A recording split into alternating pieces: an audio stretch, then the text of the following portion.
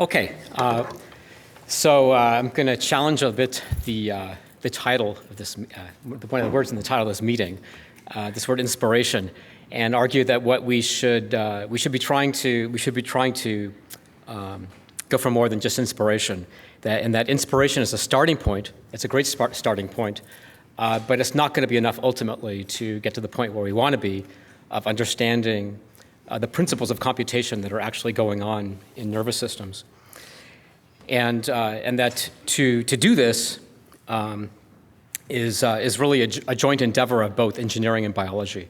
And I say this because I sort of think of myself as living between these two worlds. And in one camp, we're trying to come up with algorithms that can do something useful, that will be of interest to the engineering community and solve problems there. But at the same time, of use to neuroscientists that are trying to probe the nervous system and are searching for good hypotheses of what to look for. And so we want to come up with models that sort of attack both these fronts. And I would argue this is really, I think, what all of us in this room should be trying to do. And I oftentimes hear this kind of, this goal of like, well, I just sort of want to get inspired by the neuroscience, but we don't necessarily need to be biologically accurate. And if we can just sort of get it to do the problem, that's good enough. And I think ultimately it's going to be really involve rolling up our sleeves and getting more into the biology to understand the actual principles at work, as well as coming from the engineering side and trying to drive it more from theoretical principles. And as an example of this, I think I would point to understanding how eyes are designed. This is just a nice illustration from this article by Michael Land and Russ Fernald on the evolution of eyes. And Michael Land has written extensively on animal eyes. And one of the things I think you can see if you look at all these eye designs that have come about through the evolution, the diversity of different eye designs, starting with the pit eye here on the left, going to other eyes like some eyes have pinhole cameras. Other eyes, such as the bottom, use spherical mirrors to do the refraction of light, not lenses, but actually a mirror that does the refraction. And other eyes have lenses that refract the light, and scanning retinal systems, multiple lens systems, and then our eye down here at the lower right. Okay, so I think that one thing that's very evident when you look at all these different eye designs is that you can understand them all in terms of principles of optics.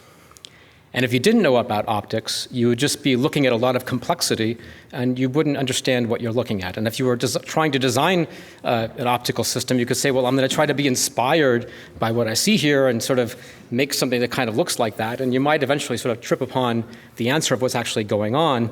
But for example, the curvature of certain parts of the system is very important, such as the lens, and the curvature of other parts of the system maybe is not so important. And you wouldn't really kind of know what aspects are sort of driving how the system works here. And so now that we know about optics, we can look at all these eye designs and make sense of what's going on in nature. And similarly, I would argue that we're at a similar point now in neuroscience. We're looking at the brain.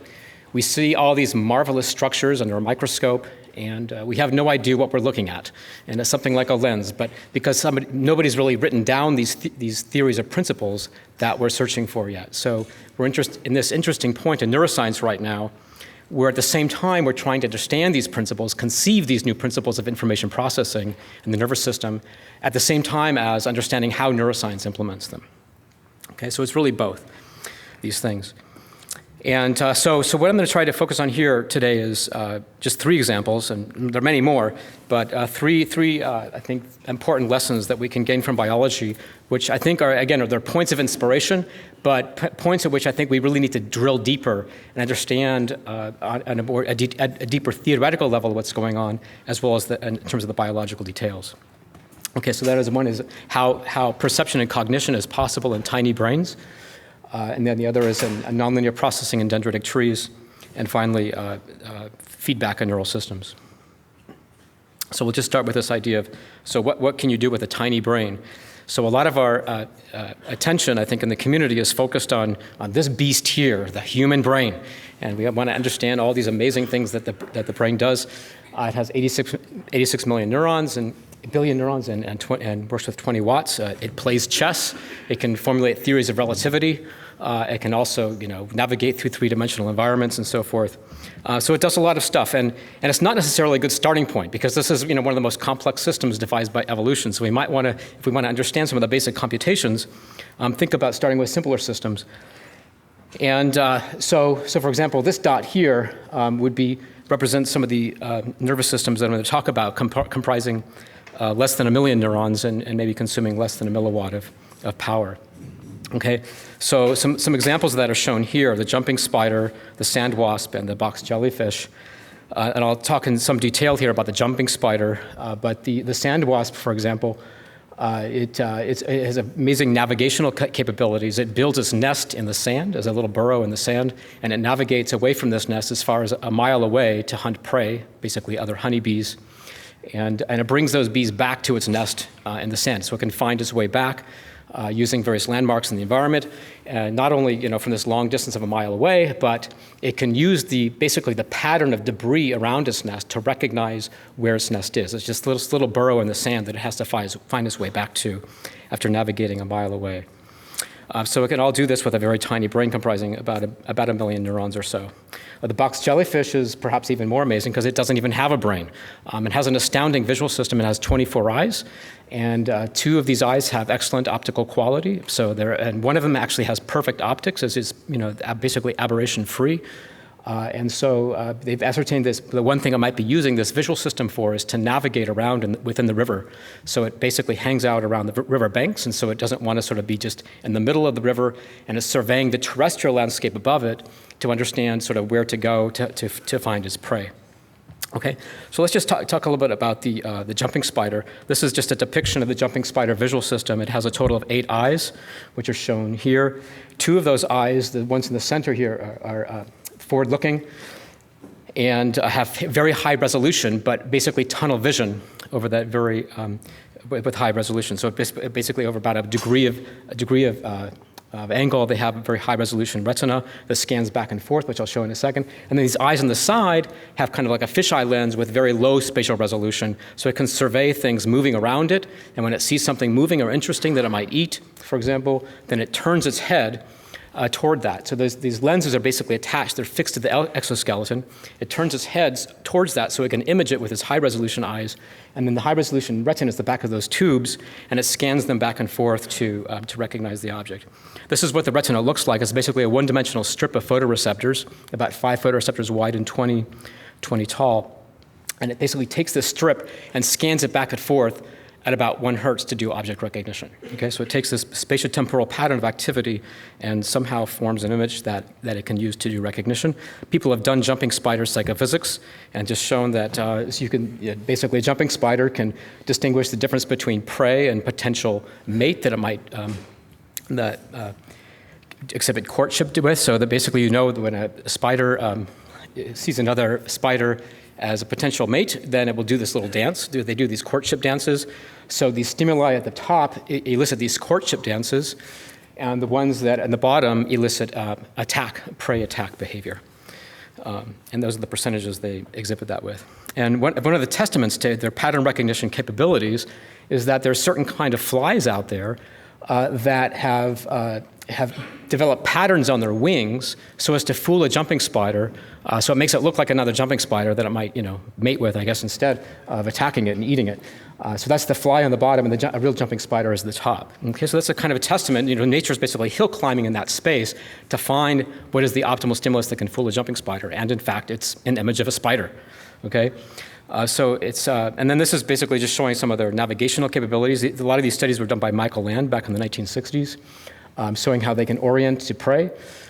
If there's something moving out there in the environment, they're basically, they can sort of find the position of it with one of those low-resolution eyes on the side of their head and do this ballistic turn, and that's just showing the angle of one turn, not with like sort of incrementally going like, is it there yet, is it there yet, is it there yet? They just make one ballistic turn, and it's there. Okay, that's just showing the turn of that movement in response to the target in the environment.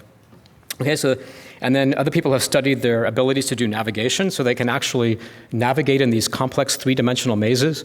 So what they do is they place the jumping spider on this pedestal here in the middle of one of these environments, and then the prey item is one of those 2 trays there. And so the jumping spider, first of all, it can't, those trays are too far away to jump at the item.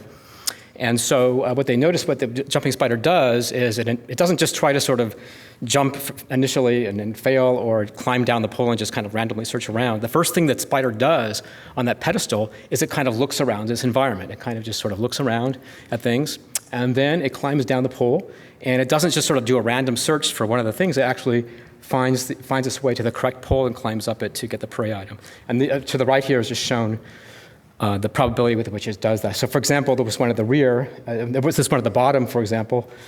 When you put the prey item in tray A, it has to actually go back away from the thing it wants to get, right? It has to actually walk away from it and to the wrong side of space, right? So the prey item is the left side, it has to walk over to the right and then climb up that pole. And it actually does that. It doesn't just sort of go hunting around for the route. Okay, so there's some sense in which they can develop a sense of three-dimensional space around them to do navigation. These are some movies I made together with Wyeth Bear back at Caltech when we were grad students in Jim Bauer's lab using his dissecting microscope with a video camera attached. This is a one-day-old jumping spider we happened to catch because we found a pregnant female, and then just the day after it hatched, we were able to make these movies. So this is a jumping spider that's just have very little experience with the visual world, and this wire here this metal thing is a paper clip, just to give you an idea of the scale. And so these two black things here, the eyes moving inside the head, those tubes, they're scanning back and forth, and then this just exhibits some of their behavior, just kind of scanning around the environment. This is one of their jumps here. Okay, and then this is just kind of this is very typical of their behavior. They do a lot of looking around and inspecting of the world, and they're kind of fun to play with. If you ever catch one of them, you can probably just catch them around here on the campus and bring them up to your computer monitor and weave around the mouse. They'll chase it, they'll try to attack it. They're very visual animals. They behave very similarly to a cat. Okay, and then here's a jumping spider tracking a Drosophila. What's the size, like a millimeter? This thing is, about a millimeter probably. It is an infant. We'll grow a little bit. Okay, so they do this tracking behavior. So you can I'll just do that again, right? So, so for all practical purposes, Christoph, I would call this visual attention. Maybe you can say it's conscious. Well, why not?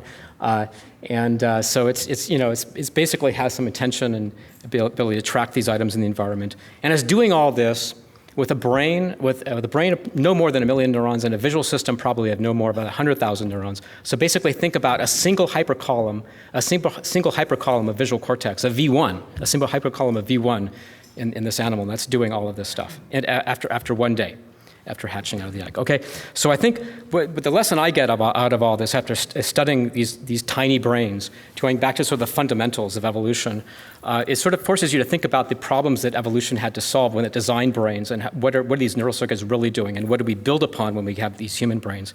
And this is a quote from Rodney Brooks, who's not someone I always quote, but I find myself agreeing with, but I definitely resonate with this statement here. I think it's very important, so I'll just read it out here.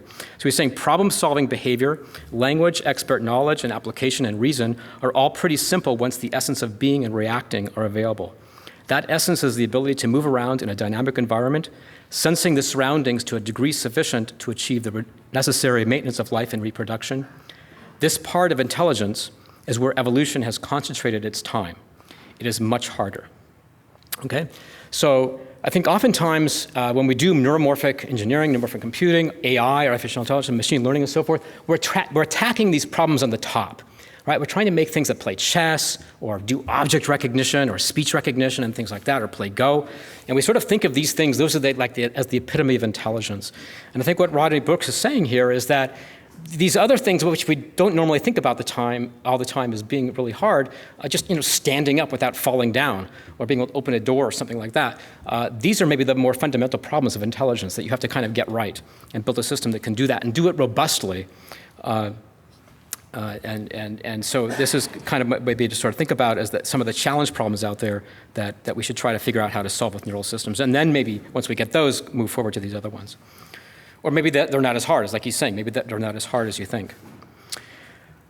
Okay, so the second lesson I think I would like to focus on this problem of nonlinear processing in dendritic trees. So how do neurons really compute? And so I think what's kind of amazing is that we've learned a lot in neuroscience over the past 50 years about how neurons work, how they actually compute. But all this while, our model of neurons has basically stayed the same. So if we just kind of look back, in time, the neural networks that people were using in the 1960s, like Frank Rosenblatt and Bernie Woodrow, it was basically this model where we have a unit that linearly sums its inputs and then puts that sum through a threshold.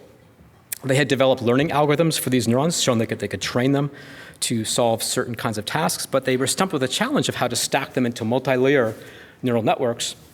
Even though Bernie Woodrow's learning rule was based on stochastic gradient descent, they were stumped by the fact that, well, if you stack these things, you have this hard threshold function. You can't, it's non-differentiable, so you can't back-propagate a derivative through that. So it took people 20 years to realize that, I guess, that you could make that function smooth and differentiable, and then you can do backprop and stack these things in multi-layer neural networks. So the thing that launched the second wave of neural networks in the 1980s, these neurons basically had sigmoid nonlinearities instead of hard thresholds typically.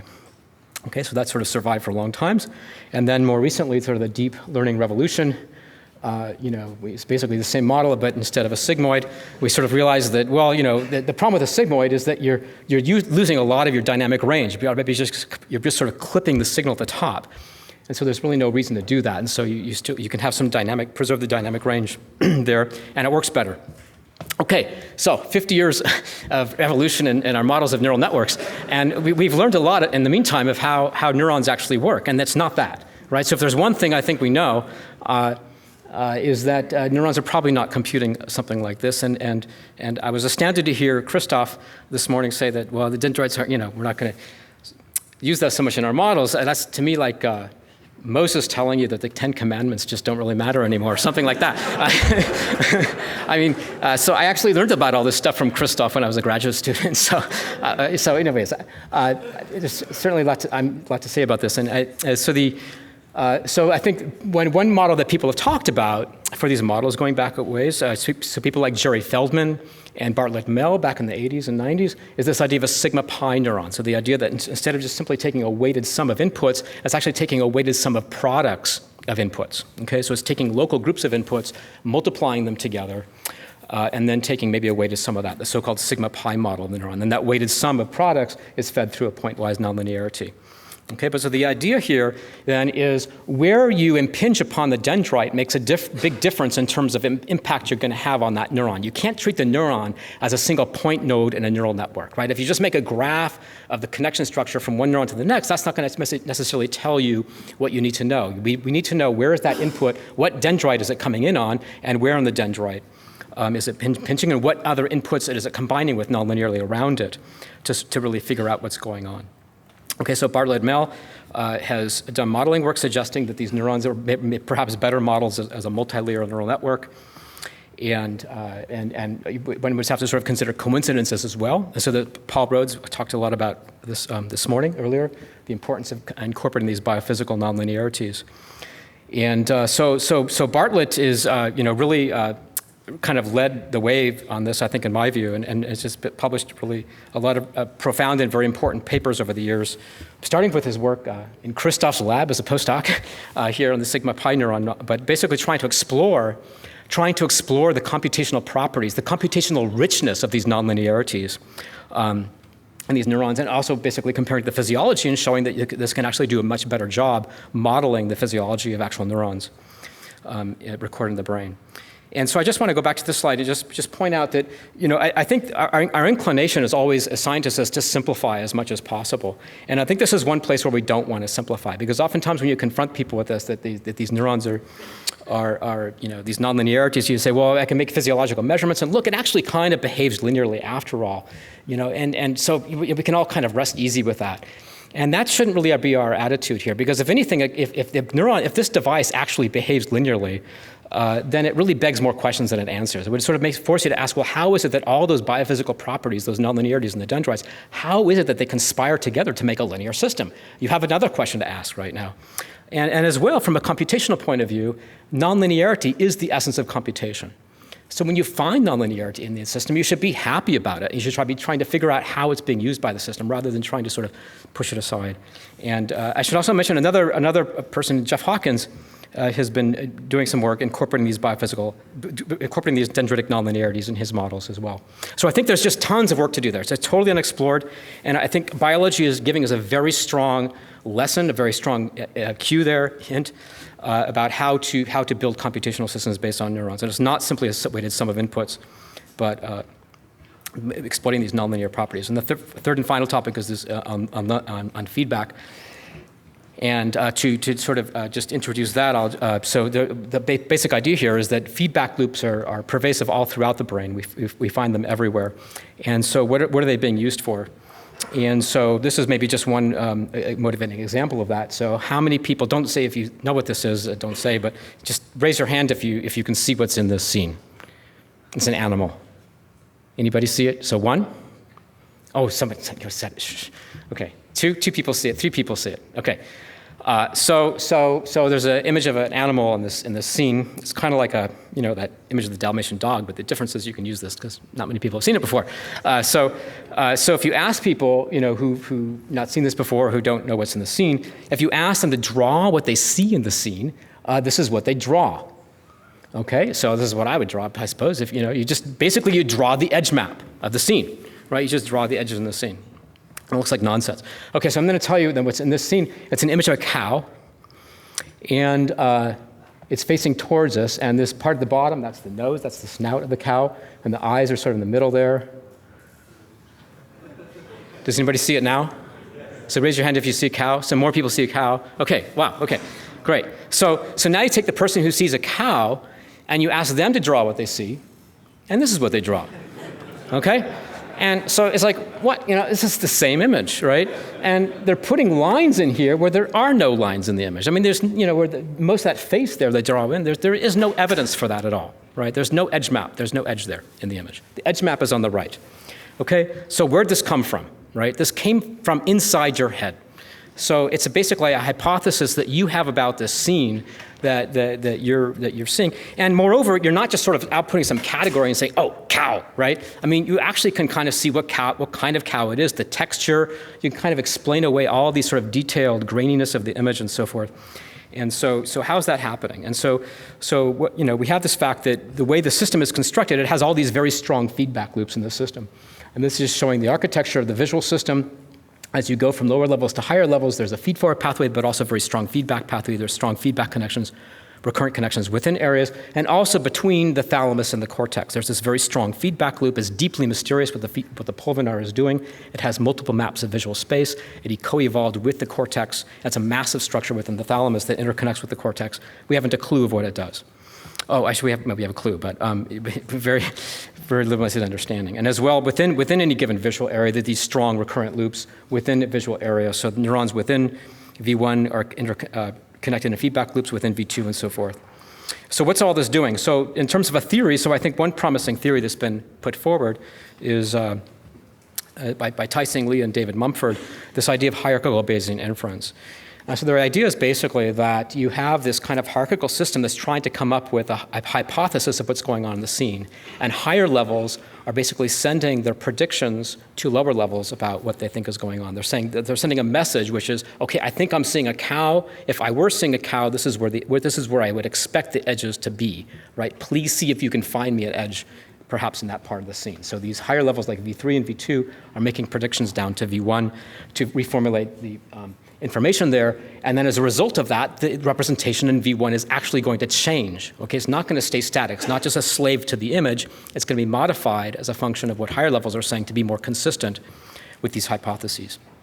Okay, so I think that's one very promising theoretical idea that's out there about what these feedback loops may be doing. So the biology is just telling you in spades that it loves feedback loops. It just puts feedback loops everywhere. It's corrupting the data with feedback. Even at the very beginning in the retina, the photoreceptors are subject to feedback from the horizontal cells. So the photoreceptor is not giving you a vertical measurement of how much light is coming in. It's already the output terminal, the synaptic output of a photoreceptor is modified by context of what's in the surround via the horizontal cells. Okay, so that's basically the theme throughout biology. And I think we as engineers and computer scientists, we need to figure out how to harness how to harness these feedback loops in the system rather than being afraid of them and not using them. Okay, so I think what we should be leading towards, with the sort of standard kind of idea now is on the left, just sort of this feed-forward propagating stream. We should really be thinking about, well, how would I use these sort of bidirectional flow of information to come up with an inference of what's in a scene. And the difference here is, rather than just kind of trying to discriminate things that we're trying to sort of say, is it a cat, is it a school bus, or whatever, we're trying to actually sort of come up with some explanation of the underlying causes, a model of what's in the world out there, a model of the environment. And this, we're constantly sort of, we have a hypothesis that we're trying to test against the data, as opposed to doing classification. Okay, so I'll just leave you with that, and if you're interested further in these ideas, I've written a number of papers on them, and I'm happy to take questions.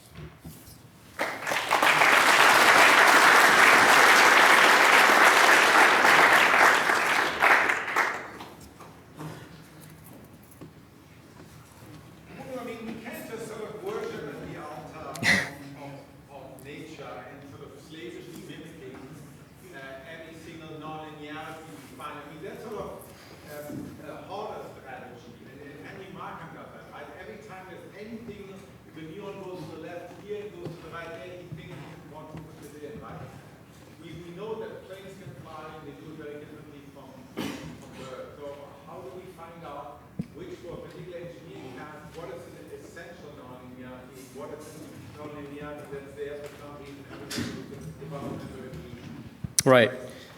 Well, thanks as a very important question, because I mean, I think one of the arguments here is that we can't just do biological mimicry, right? We need to be informed by the theory at the same time, and I guess my sort of philosophy is turned toward instead of saying, well, it's irrelevant until proven relevant, I would say everything is relevant until proven to be irrelevant, okay? So it's potentially on the table, and that's going to drive you crazy, right? Because there's so much detail, then how do you sort through it, right?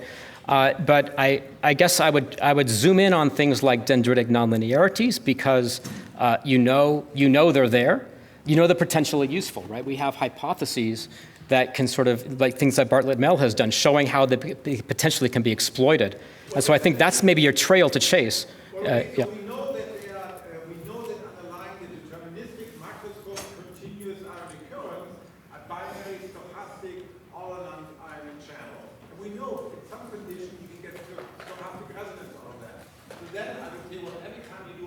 Okay. Yeah.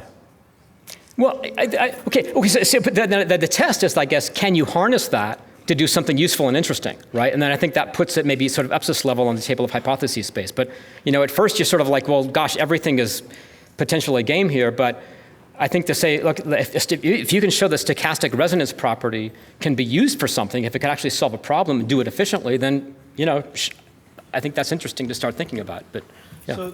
So there's a way. So there's a way to actually go about that. I think that would satisfy the parsimony that you want to get to, but still respect the neural mechanisms that we're talking about, and that is to put and you have to start somewhere with a circuitry of some sort. It has to do something. It has to perform some sensory processing or sensory motor function where the performance can be quantified. Then you have a palette of mechanisms, not 1,000, but let's consider, 4, 6, 8, 10 of these neural mechanisms that we're talking about, each one of which has its own parameters. And then one can evolve such a system with a complexity constraint. And then you see whether mechanisms like synaptic depression, in the case of object recognition in different sensory modalities, whether these mechanisms survive in an artificial evolution process. So, so there is. That's one example of a way to tackle exactly the question that you're raising, and incorporate the mechanisms that we all feel are ubiquitous and therefore probably computationally relevant.